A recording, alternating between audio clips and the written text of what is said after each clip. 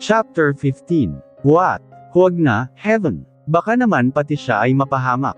Tsaka baka may lang yun kung papayag na magpanggap. Si Jasper ay isa sa tauhan namin sa business namin. He's one of our trusted employees at close kaming magkapatid sa lalaki. Malupit na lihim nito na isa itong bakla na kami lang ang nakakaalam. Hindi pa ito nag-out dahil sa takot sa ama nito. Pero biglang nagliwanag na rin ang isip ko na tama si Heaven. Siguradong hindi mahuhuli ni Jared ang lihim ni Jasper. Hindi naman pwedeng siya lang ang anak ng Diyos at laking nauutakan ako. Pues, ipapakita ko sa kanya na may manliligaw ako. And take note na may itsura rin naman si Jasper kaya maraming nagkaka-crush dito na babae. It's okay, Ate Mira, hindi niya naman matatakot si Jasper dahil nasa panig natin siya. Fine, Heaven. I need Jasper na magpanggap na manliligaw ko and soon-to-be boyfriend. Lang sandali pa kami nag-usap ni Heaven tungkol sa plano ko. Busy ito sa work at naistorbo ko din. Nagpasya na lang ako na hindi ko tatakasan si Jared, instead haharapin ko siya at ipapakitang hindi ako marupok kahit tila persigido siyang bumalik ako sa buhay niya. Kailangan nang matigil ang pagiging dululo niya na mapapaikot niya pa ako sa palad niya. Good morning, Ma'am Miracle. Masayang bati sa akin ng school guard na pinagbuksan ako ng gate. Good morning, kuya. Salamat. Sambit ko mula sa bintana ng sasakyan ko. Malapad ng ngiti ang binalik sa akin ng guard na kilig yata nang initian ko siya. Ipinasok ko na ang kotse ko. Kahapon lang ay decided na akong mag-resign dito sa school. Pero ngayon ay heto ako at nagmamadaling pina-park ang kotse ko para hindi ako malate. Naisip ko na hindi ako ang dapat mag-adjust sa amin ni Jared. Aba, hindi naman pwede na ako na lang ang palaging iiwas. Maganda rin ang naisip ni Heaven na ipakita kong nakamove on na ako sa lalaking yun.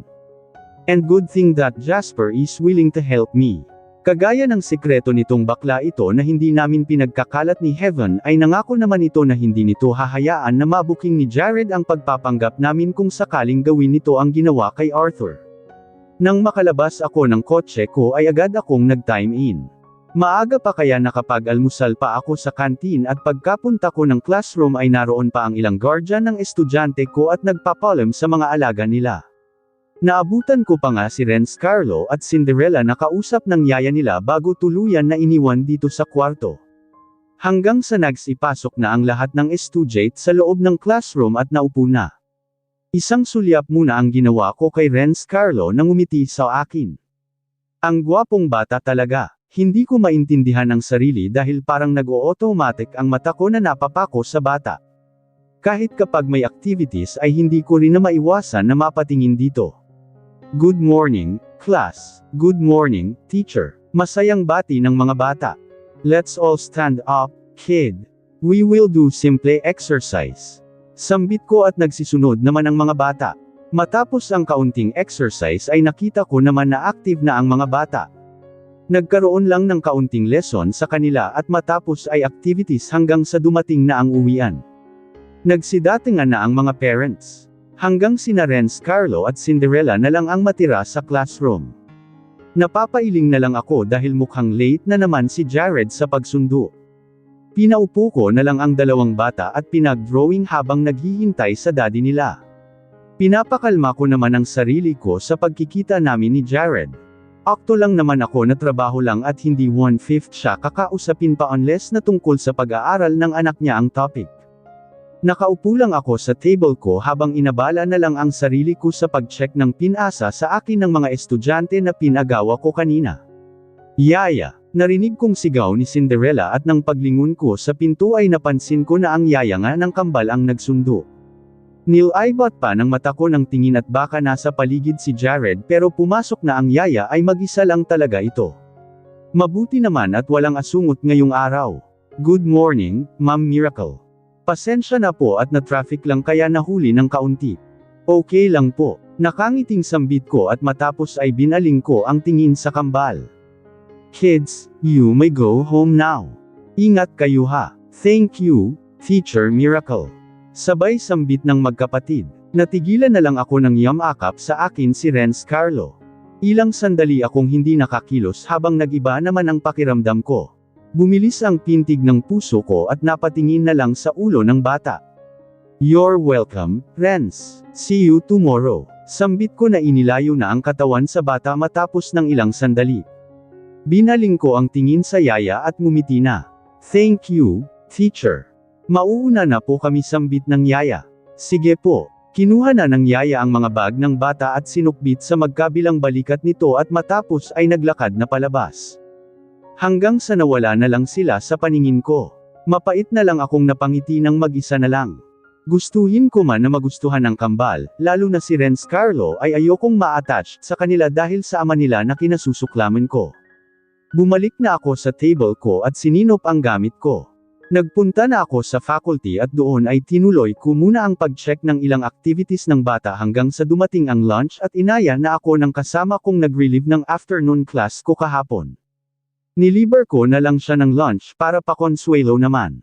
Lumipas na rin ang maghapon at natapos na ang klase ko. Umuwi rin naman ako agad sa bahay. Maaga pa kaya nakapagpahinga na rin ako at maaga rin na umuwi si Heaven galing sa office. Nag-aya ito na mag-dinner kami sa labas na kasama si Jasper at pumayag naman ako. Close kaming pareho kay Jasper at masarap itong kausap. Siguro ako na pag-uusapan namin ang tungkol kay Jared dahil nasabihan na naman ni Heaven si Jasper ng tungkol sa gagawin. Nagbihis ako ng isang square neck bodycon dress at bagay na bagay sa mestiza na kutis ko ang kulay nitong dark green. Sobrang sexy ko. Hindi naman ako mahilig magsuot ng sexy pero nasanay na rin ako simula nang nagmamodel ako para sa company namin ni Heaven. Maraming skin ang pinapakita doon. Pero syempre hindi ko naman pinapakita ang mukha ko. Hanggang katawan at kutis lang naman ang kailangan doon. Meron din naman kaming kilalang model na brand ambassador ng skin products namin at ito ang nagmomodelo na nilalagay namin sa brochures at billboards. Shall we go, Ate Mira? Nakangiting aya ni Heaven nang kumatok sa kwarto ko at sakto na bihis na ako. Yeah, let's go, sis. Si Jasper pala, nakaalis na sa kanila. Doon na lang tayo sa resto magkita raw ate, paalis na siya sa kanila. Okay. Umalis na kami sa bahay namin. Kotse ni Heaven ang ginamit namin at kulang isang oras ay nakarating kami sa restaurant na sinasabi nito. We're here, ate. I'm sure na nandyan na si Jasper. Sambit ni Heaven. Sakto naman na may ilang bakante na parking pa. May nauna lang sa amin na nagpa-park na isang mamahaling kotse. Nang matapos naman na mag-park ni Heaven ay agad akong lumabas na ng kotse habang at hihintayin ko na lang siya dito sa may tabi ng parking. Bigla naman na lumabas ang isang lalaki sa kaka-park lang na kotse. Nang paglingon ko sa kanya ay likod na lang nito ang nakita ko dahil umikot na ito papunta sa kabilang pinto para pagbuksan siguro ang kasama nito. Sobrang ganda ng katawan ng lalaki. Parang magkabalto sila ni Jared ng katawan. Matangkad din. Pati tindig nito ay ang ganda. Kahit nakatalikod ay ang lakas ng apil. Pero laking gulat ko nang makita ko na ang mukha ng lalaking bumaba ng kotse nang nagbukas na ito ng pinto. Sir Zeus. Napaawang ang labi ko ng husto. Kumurap-kurap pa ako at tama nga. Si Zeus Nicolay Cervantes yun. Ang lalaking tumulong sa amin ilang taon na ang nakakaraan. Ang nagpatira sa amin sa hasyenda. Lumapad ang ngiti ko.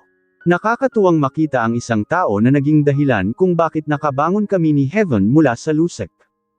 Kung hindi dahil sa perang binigay nito dati ay baka mahirap pa kami sa daga ngayon. Nakapagsimula kami ng negosyo at pareho kaming nakapagtapos ng pag-aaral ni Heaven dahil sa kanya. May anal alliance si Sir Zeus na pababa ng kotse at nang makita ko ang mukha ng babae ay napaawang na naman ang labi ko dahil sa ganda noon. Hinalikan ni Sir Zeus ang babae sa pisngi. Kumunot ang noo ko. Nag-asawa na si Sir Zeus. Usual ko. Kung asawa niya yon ay grabe naman ang age gap nila. Parang kaedad ko lang ang babae o, baka nga mas bata pa sa akin. Si Sir Zeus naman ay alam kong kaedad lang ni Jared. Bigla naman akong napailing sa naisip. Sa bagay ay hindi naman imposible ang ganon. Kami nga ni Jared ay malaki rin ang agwat sa edad. After, biglang agaw atensyon ni Heaven na nakababa na sa sasakyan. Heaven, si Sir Zeus. Sambit ko. Napalakas ang boses ko. Nang binaling ko ang tingin muli kay Sir Zeus ay nakatingin na ito sa kinatatayuan namin ni Heaven. Napansin niya tuloy kami. Bigla ay nilapitan niya kami habang alalay ang babang kasama nito. At buntis ang babae. Kita ko ang gulat sa mukha ni Sir Zeus nang nakita kami. Mira, Heaven, Sir Zeus. Mabuti po at nakilala niyo pa po kami. Why yeah, what are you doing here? Tanong nito. Ngayong nasa malapitan na namin si Sir Zeus ay mas kita namin ang mukha nito at lalo itong naging gwapo sa paningin ko. Bakit kaya ganun sila? Habang tumatanda ay mas nagiging hot. Parang si Jared. Bigla kong kinastigo ang sarili sa pag-iisip na hot pa rin si Jared. Dapat ay hindi ko na ginagamit ang term na yun sa walang hiyang yun. Sir, dito po kami magdi-dinner. Coincidence pa po na nakita namin kayo ni Heaven. Asawa niyo po. Bigla kong tanong na binaling ang tingin sa magandang babae. Yes, she is Hera. Sambit ni Sir Zeus na tiningnan ang asawa niya. Hera, naging tauhan ko sila sa hasyenda dati. Nakipagkamayan naman kami sa asawa ni Sir Zeus. By the way, I think I forgot something. We need to go back home, baby. Biglang sambit ni Sir Zeus. Ha? Bigla naman na may pagtatakang tanong ng asawa nito. Ano yun, babe? Sa kotse ko nasasabihin, baby. Sambit ni Sir Zeus. It's nice to see again, Mira and Heaven. Kailangan na namin na umalis. Nagpaalam na naman kami ni Heaven sa dati naming amo. Halata ang pagmamadali ni Sir Zeus na pinasok ang asawa sa loob ng kotse at pati na rin ito matapos. Sayang, nagmamadali pala sila, ate. Gusto ko sana na makakwentuhan pa si Sir Zeus para naman malaman niya na malayo na ang narating natin dahil sa tulong niya. Sambit naman ni Heaven. Kaya nga, ang weird naman biglang umalis. Ang sabi ko na lang. Bigla naman na may dumating na kotse na magpapark bago kami tuluyan sana napapasok sa restaurant. Ay, ito na pala si Jasper. Sambit ni Heaven na nakilala ang kotse ng employee namin. Hinintay na tuloy namin na bumaba si Jasper sa kotse nito. Ang gwapo ni Jasper sa porma nito ngayon. Walang maghay-hinala na bakla ito dahil parang lalaki talaga ang kilos nito. Tagong-tago ang pagkatao nito dahil takot na takot daw itong malaman ng ama nitong pulis ang tungkol sa pagkatao nito. Let's go inside na, guys. Ay ako sa dalawa, Ate Mira. Umangkla ka na kay Jasper para naman in character na kayo. Sambit ni Heaven. Kaya nga, Ma'am Mira. Sanayin ko na ang sarili ko. Lalo na at simula bukas ay dapat nasunduin kita. Pumayag naman ako. Sweet kami na pumasok sa loob ng restaurant. At may nag-escort pa sa amin na waiter papunta sa isang table. Nil-eyebot ko pa ang loob ng restaurant at halatang mayayaman ang kumakain dito. Pero biglang kumabog ang dibdib ko nang may mahadjap ang mata ko sa isang table at nakita ang huling T-masculine ordinal indicator o nagugustuhin kong makita. No, hindi naman ako niloloko ng mata ko. Siya talaga yun. Buwiset. Ang dami-daming restaurant pero dito pa siya napadpad. Mukhang may hinihintay siyang kasama. Baka may date ang hayop. Jared Carl Caballero. Anong ginagawa niya dito? What the hell? Here's your table, ma'am and sir. Nariing ko pang sambit ng waiter pero hindi ko na inintindi dahil napahinto na talaga ako at napako ang tingin sa lalaking na nakatutok sa cellphone at tila may ka-text. Bigla ay nabaling ang tingin ni Jared sa kinatatayuan namin. Hindi ko tuloy alam kung ikikilos ko ang mga paa ko. Nagwala ang puso ko nang mapansin ang madilim na titig nito. Kahit ang layo pa ng pagitan namin ay parang tumatago sa akin ang mata nito. Hanggang sa tumayo na si Jared. Parang alam ko na kung saan ito papunta. Heaven, si Jared. Yuzel ko. My goodness. What is he doing here? Ramdam ko ang labis na galit sa boses ni Heaven. Ate, ipakita mo sa kanya na hindi ka affected. Jasper, umaktong sweet ka kay Ate Mira, please. Halos pabulong na sabi ni Heaven na nasa may tabi ko. Langhakbang na lang ang lapit ni Jared sa amin. So, you have a new suitor, Miracle. Sambit ni Jared na hindi maitago ang galit sa mukha niya nang tuluyan ng nakalapit sa amin. Kulang na lang ay mag-lock ang panga niya dahil kitang-kita ko ang paggalaw ng muscles dun kasabay ng matalim nitong tingin kay Jasper. Mas nagdilim pa ang paningin ni Jared nang tingnan ang nakaangkla kong braso sa braso ni Jasper. Sandali kong binaba ang tingin at nabaling ang tingin ko sa kamao ni Jared na nakakuyom. Naglalabasan ang ugat niya sa likod ng kamay. Tiningnan ko rin ang paligid at nakatingin na ang ibang customer sa amin dahil pansinin kami habang nakatayo.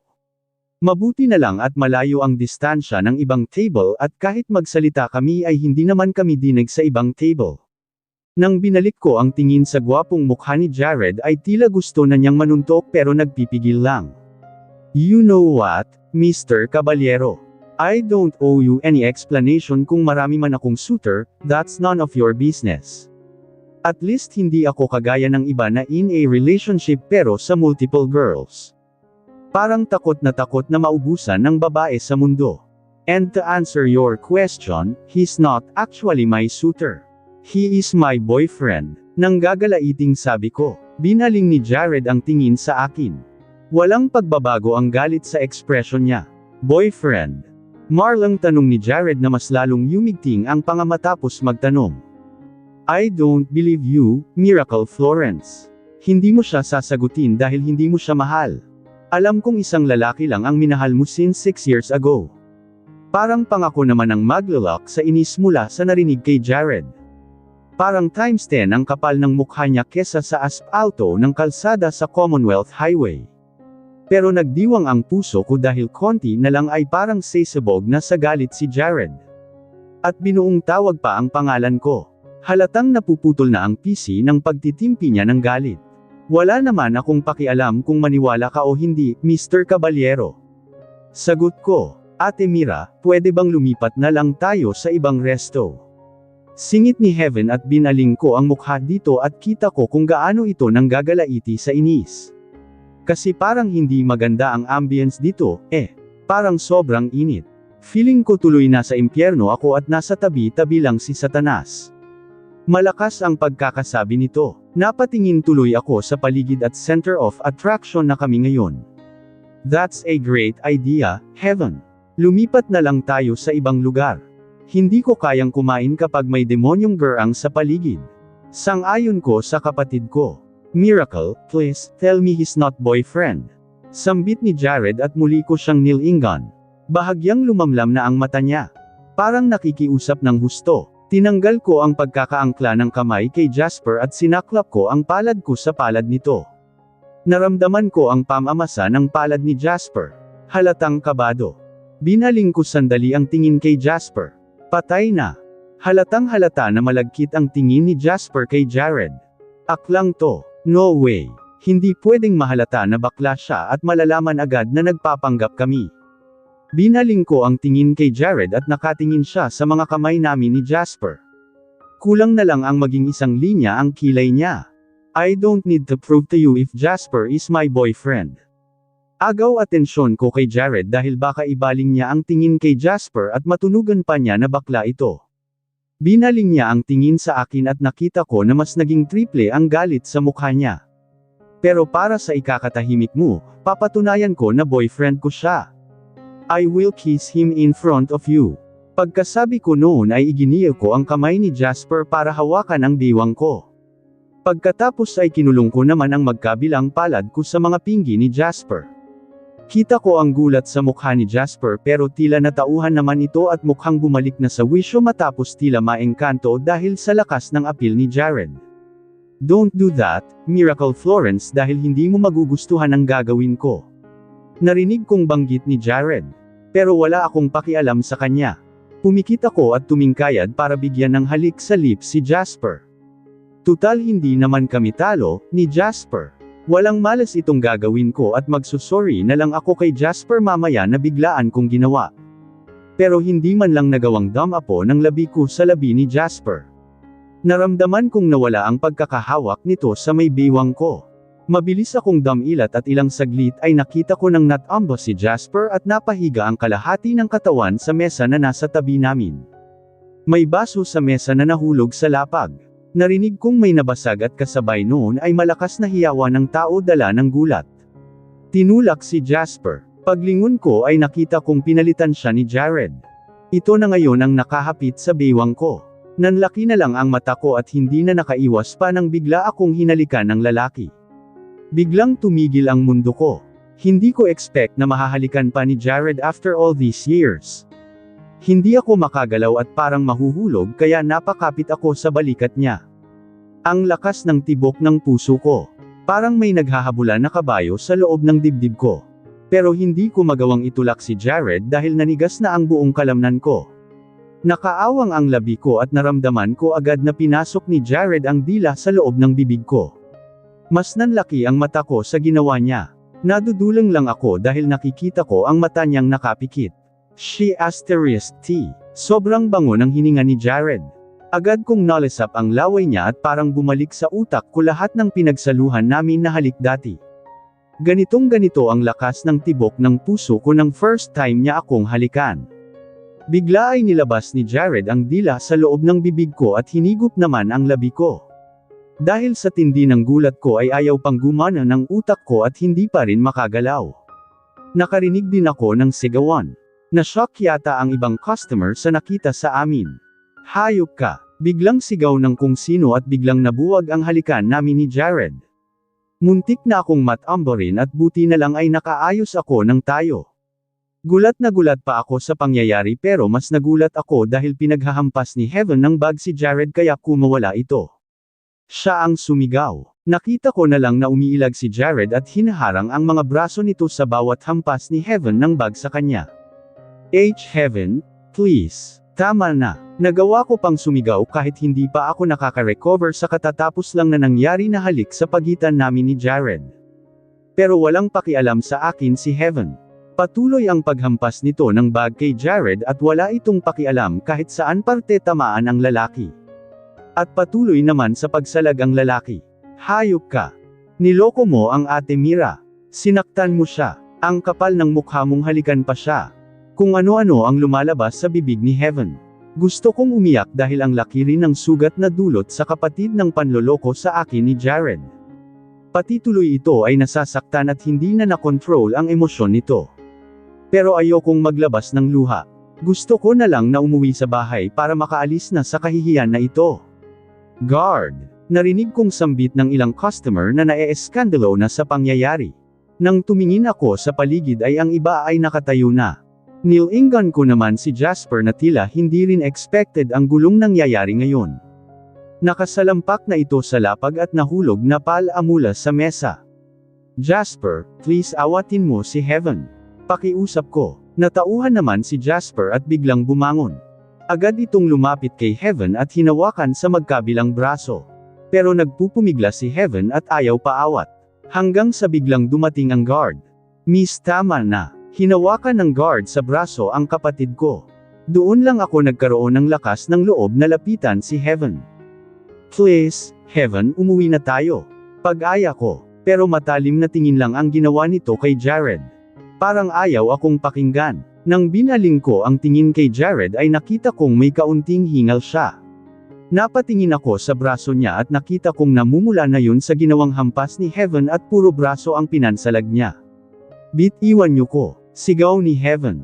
Ayaw pa rin siyang bitawan ng guard sa kabilang braso habang si Jasper naman ang nasa kabila.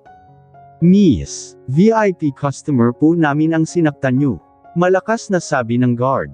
Wala akong pakialam. Bitawan niyo ako. Inanggilan naman ni Heaven ang guard. Bitawan mo siya. At huwag makialam dito. Biglang utos naman ni Jared.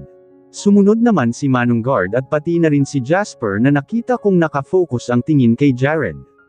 Binaling muna ni Jared ang tingin sa akin bago muling binalik kay Heaven. Lumapit naman si Heaven kay Jared. Hindi na siya pinigilan ng guard at ni Jasper. Pak! Dinig na dinig ang malakas na sampal ni Heaven kay Jared. Nabigla ang lahat ng nasa loob ng restaurant. Lalo na ako. Natakpan ko na lang ang bibig ko na napaawang ng malaki dahil hindi ko expect na sasampalin pa ni Heaven ang lalaki. As in parang 10 times ang sakit ng sampal na yun at sobrang lutong. Para yan sa akin dahil ang dami kong iniyak nang nakita kong gabi-gabi rin na umiiyak si Ate Mira. Galit na sabi ni Heaven. Tumabingi ang mukha ni Jared at hindi nito magawang ibaling paarap muli kay Heaven. Isang malutong na sampal pa muli ang pinakawalan ng kapatid ko. Feeling ko ay nabingi na rin dun si Jared dahil sa lakas noon. Nakita kong namula ang pinggi niya. Heaven, tama na, please, umuwi na tayo. Sambit ko. Tumulo na talaga ang luha ko. Hindi dahil sa naawa ako kay Jared. kundi dahil napapahiya na ang kapatid ko at pinagtitinginan kami. Pero hindi pa rin ako pinansin ni Heaven. Para naman yan sa ate kung walang awa mong sinaktan. Dagdag ni Heaven. Akala ko ay tapos na si Heaven sa pananakit sa lalaki. Ang huling ginawa nito ang kinagulat ko. Bigla itong nagpakawala ng suntok at tumama sa may ilong ni Jared. Heaven. Humagulgol na ako. Malakas na rin ang usapan sa paligid. Pati guard tuloy ay hindi na nangialam at nakikinig lang. Parang nanunood silang lahat ng teleserye. Yan naman ay para sa pamangkin ko na pinatay mo. Sigaw ng kapatid ko. Nakita ko na lang na may umaagos na dugo sa ilong ni Jared matapos suntokin ni Heaven. Mira, mahinang tawag ko sa babaeng pinakamamahal ko habang tinatanaw silang magkapatid na papalabas dito sa restaurant. My eyes narrowed when I saw that guy touched Mira's arm. I clenched my fist as I couldn't bear the scene. Gusto kong takbuhin ang lalaking yun na boyfriend Ron ni Mira pero kailangan kong magtimpi para hindi na lumaki ang gulo. Kung wala ako sa public place ngayon ay babasagin ko talaga ang mukha ng lalaking yun. Kung sino man siya. Sir, okay lang po ba kayo? The guard asked me. Yes. Call the manager now. Maautoridad na utos ko na agad na sinunod ng guard. Kinuha ko ang tissue box na nakita ko sa lapag na dahil sa ginawa kong pagbalya sa lalaking kasama ni Miracle at nasira rin ang isang table. Pinunasan ko ang dugong lumalabas sa ilong. I deserve this. This is nothing compared to what Miracle endured. Sa isip-isip ko. I need to talk to the manager. Kailangan na hindi makalabas sa public ang incident na to. Ayokong makarating kay Lolo at mabalitaan na may kinasangkutan akong gulo. I know he doesn't care if I'm pursuing someone now, since Cindy has been gone years ago. Besides, tanging kaligayahan ko lang ang nais ng lolo ko. Pero hindi ang father-in-law ko na si Don Gascon na hindi magugustuhan kung may babae akong pakakasalang muli. Lalo na't hindi nila gusto na ang apo nila ay iba ang kikilalanan na ina. They don't want me to involve in other girls dahil ayaw nilang madami ang makaalam ng pagiging sindikato nila. Lang sandali ay dumating na ang manager ng restaurant. Mr. Caballero, are you okay? Tanong ng manager. Seryoso akong tumango at tumingin sa paligid bago muling binalik sa manager ang tingin. Yes, I wanna talk to you in private. Naintindihan naman ako ng manager at dinala ako sa employees room sandali. I want you to check the CCTV cameras. I need to know if anyone tried to record what happened a while ago. If there is a footage, I want it deleted. I don't want this to end up on social media. This restaurant will be held accountable if the incident gets out. I'll make sure this place, along with all your branches, gets shut down. Understood. Pananakot ko sa manager. Opo, Mr. Caballero. Masusunod po. Full of emotions ang pagkakasabi ng manager. Takot na takot sa akin. Good, I said. Nilabas ko ang wallet ko. Kinuha doon ang calling card ni Lori at inabot sa manager. Sir, para saan po to? That's my assistant's number. Call her tomorrow. I'll tell her to arrange the 4 damages. Pati na rin bayad sa pinapagawa ko sa'yo about CCTV. Sagot ko, salamat po, Mr. Caballero. Bahala na si Lori at alam naman nito kung saan kukunin ang pondo para mabayaran ako kung magkano man ang aabutin ng napinsalang furnitures at glasswares. Isa si Lori sa pinagkakatiwalaan ko ng personal finances ko. Alam niya kung saan kukunin ang pera. Sa isang sikretong pondo na kaming dalawa lang ang nakakaalam. Kahit 5 dulang ay hindi ako kumukuha sa pondo ng Caballero Brewery. Kahit nasa personal needs ko. Even my salary, simula nang nagtrabaho ako bilang empleyado at kalaunan ay CEO ay hindi ako gumastos sa naging sahod ko. Lahat ng naging sahod at income ko sa kumpanya na tinaguyod ng daddy ko ay binigay ko sa charities, foundations at drug rehabilitation centers. Isa lang ang taong pinagsabihan ng ginawa ko, my grandpa na ngayon ay nakarete na sa sakit. He's 90 years old now at nakahiga na lang sa hospital bed. Kung pwede lang na si Lolo na lang ang naging ama ko na mas may pakialam pa sa akin kesa sa sarili kong ama na bata pa lang ako ay binenta na ang kalayaan ko na mamili ng babaeng papakasalan ko. Pero kahit anong galit ko kay dad ay hindi na mahalaga dahil kagaya ni Cindy ay patay na rin ito ng nakaraang taon lang. Or shall I say, pinatay. At malaki ang hinala ko na may kinalaman din ang ama ni Cindy sa pagkamatay ni Daddy. My father is a member of drug syndicate and his partner is Cindy's father. Nalaman ko na lang yun nang may edad na ako. When I was in college. Bata pa lang ako nang inareglo niya rin sa kasosyo niya sa masamang negosyo ang pagpapakasal ko. Pinagkasundo niya ako na pakasalan si Cindy kapag dumating na ito sa edad na gusto ng ama nito. Nang matapos ako ng college ay doon nagsabi si Daddy sa akin ng tungkol sa fixed marriage namin ni Cindy. Dahil sa kagustuhan ni Daddy na mapalago pa ang partnership nila ng Daddy ni Cindy ay tinanggalan na ako nito ng karapatan na magmahal ng iba. Naging ganid si Daddy sa pera.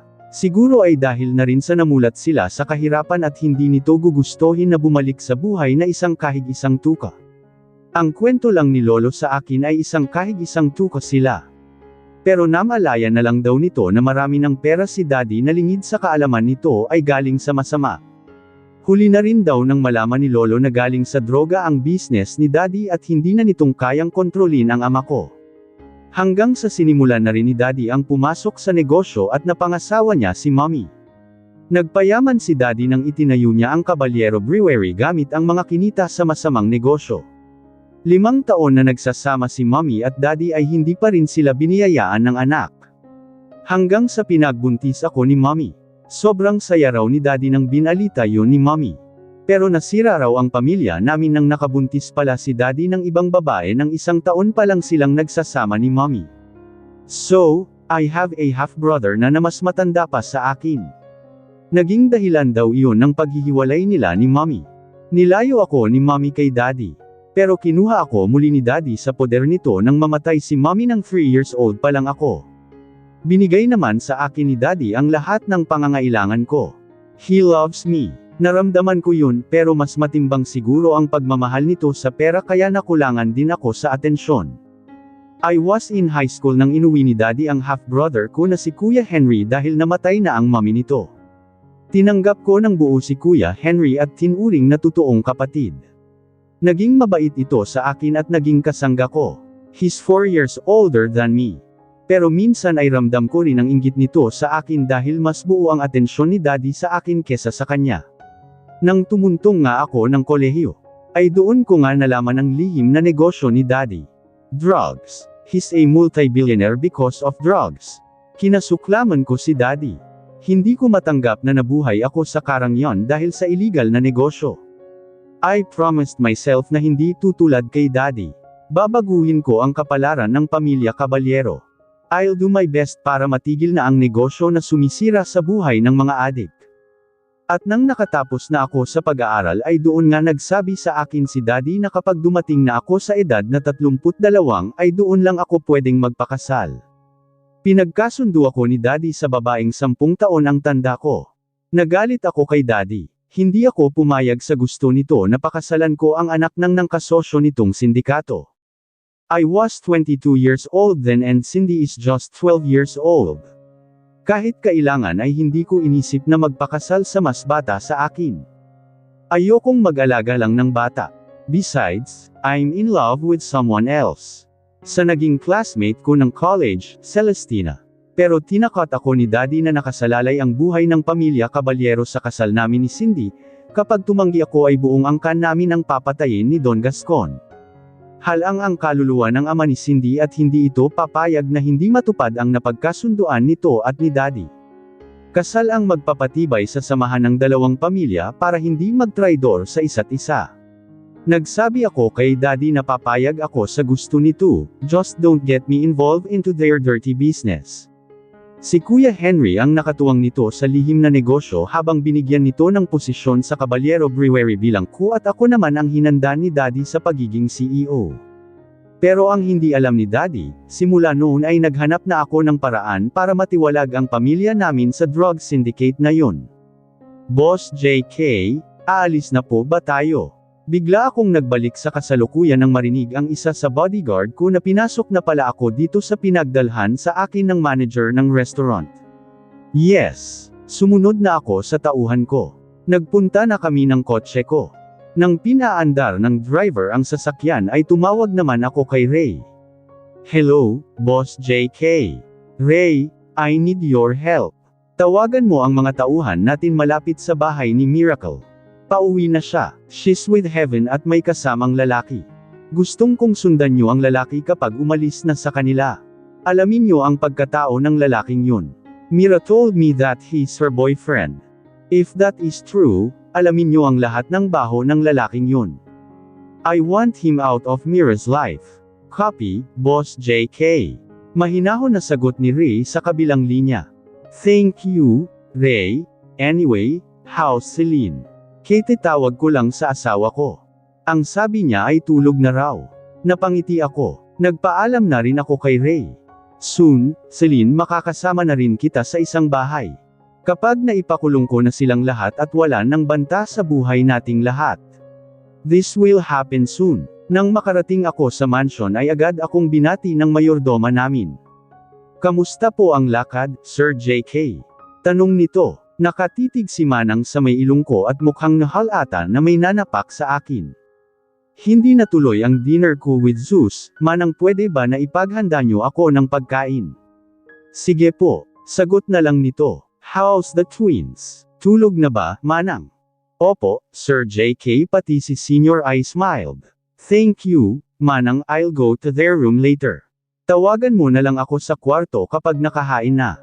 Umakyat na ako sa kwarto. Humarap agad ako sa salamin para tingnan ang mukha ko. Hindi ko maiwasan na mapangiti nang mapunta sa labi ko ang tingin. Man, those lips, still sweet. Hindi na mawala sa isip ko ang ginawa kong paghalik kay Mira kanina. God knows how much I missed her lips. Sa loob ng 6 na taon ay kulang na lang na mabaliw ako dahil hinahanap-hanap ko ang halik na yun. Kahit siguro nasaksak ako kanina ni Heaven ay ayos lang kapalit ng segundo na natikman ko muli ang labi ng baby ko. Sa akin ka lang, Miracle. Hindi ka pwedeng mahalikan ng kahit sinong lalaki. Hindi ako naniniwala na boyfriend mo ang lalaking yun. Ako lang ang mahal mo. Ilang taon na akong naniniwala sa sinabi mo na ako lang ang gusto mong makasama. Naglakad ako at pumasok sa secret room ko. Doon nakalagay ang mga importanteng bagay sa akin. Pati cash na inipon ko gamit ang pera mula sa kinita ko sa mga investments ko. Lahat ng perang yun ay galing sa malinis. Wala kahit piso na nagmula sa kumpanya. Lahat ng yaman ko ay dahil sa tulong ng dalawa sa matalik kong kaibigan. Zeus Nicolay Cervantes and Nathaniel Delgado. Nang makapagtapos ako ng college ay sila ang nagpautang sa akin ng capital para magkaroon ako ng investment sa malalaking company. Lahat yun ay nilihim ko kay daddy nang nabubuhay pa ito. Naging secret partner din ako sa isang multi-billion company na kasama ko sina Zeus at Nathaniel as investor. Kahit wala ang Caballero Brewery ay bilyonaryo ako. Hindi ko kailangan ng pera na galing sa kasamaan at never kong ipapakain yun sa mga anak ko. Kinuha ko ang isang voice recorder sa vault. Binuksan ko yun at sinimula na pakinggan ang boses na nagpapalakas sa loob ko sa nakaraang 6 na taon. Mga salita ni Mira na ako lang ang mahal niya. That's 3 million each. Huling tulong ko na yan sa inyong magkapatid sa pag-alis niyo sa hasyenda ko. Sir, sobrang laki po nito. Well, barya lang naman sa akin yan. Ang importante ay hindi ko na kayo kargang magkapatid. I'm wishing you, Mira, a safe delivery. Manang told me that you're going to see the father of the baby. Oo po, sir, Will, ang balita ko ay pinagtabuyan ka na niya. Mahal mo pa rin. Opo, Sir Zeus. Siya lang po ang lalaking mahal ko. Suck. He's so lucky. Sayang at may irerito pa naman ako sayo. And he really likes you. Sir, my cousin, remember. Simula nang ipakilala kita sa kanya ay lagi kanyang tinatanong sa akin. Salamat po, sir, pero isang lalaki lang po ang gusto kong makasama. Sir JK, nakahain na po ang pagkain. Malakas na tawag sa may pinto ng kwarto ko. Si Manang. I heave a deep sigh at binalik ang voice recorder sa vault at isinara yun. Lumabas ako sa secret room ko at bumaba sa dining para kumain. After I decided to check the kids and lolo. Bagay na ginagawa ko bago matulog. Nagpunta muna ako kay lolo at nakita kong tulog na ito. Kagaya ng madalas kong ginagawa ay upo ako sa tabi ng kama nito at hahawakan ang kamay nitong mahina na. Lo, you're still awake. Tanong ko nang naramdaman ko na humigpit ang kapit ng kamay nito sa akin. JK, dumating ka na agad. I thought, you are with your friend. Akala ko ay gagabihin ka ng gusto, he weakly said. Hindi kami natuloy, Lo, something happened. Nag-iba naman ang timpla ng boses ko. Naalala ko na naman kasi ang lalaking pinakilala sa akin ni Miracle na boyfriend nito. Mabuti na lang at natimber na ni Zeus na nakita na nito si Mira at Heaven na papasok sa restaurant kaya hindi na rin ito tumuloy sa pagkikita namin dapat. Hindi pa panahon para malaman ni Mira na magkakilala kami ni Zeus. Ayokong maguluhan pa ito, lalo na at hindi aksidente kung kaya napunta ito sa poder ni Zeus ilang taon na ang nakakaraan.